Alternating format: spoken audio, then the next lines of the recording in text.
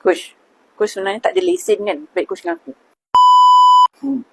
Saya memang tak ada lesen. Saya tak ada lesen untuk nak advise counter.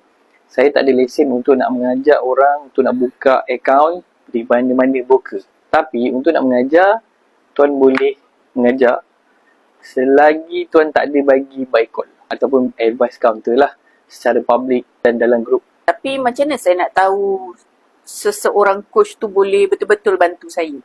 Okey, sebenarnya kan kita boleh tengok cara perkongsian dia dan cara dia cuba nak sampaikan.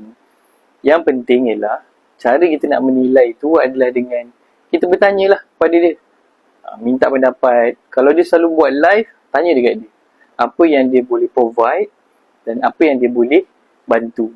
Kalau dia punya explanation dan juga dia punya penceritaan dia mudah untuk kita faham, rasanya bagus untuk kita belajar dengan dia lah. Orang yang macam saya. Selain daripada tu, apa yang patut saya tengok sebelum saya percaya pada seseorang coach? Okey, ada beberapa perkara. Salah satu dia ialah dia punya syllabus. Kalau syllabus tu kena dengan cara kita nak belajar, then boleh belajar dengan dia.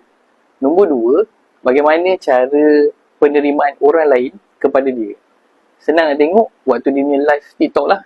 Kalau ramai orang respon baik, positif dan mudah faham, itu cara yang paling bagus lah untuk kita nak memilih dia sebagai kita punya coach. Okey dah coach, saya nak daftar sekarang. Bagus. Boleh pergi kat saya punya profile. Klik dekat link kat bio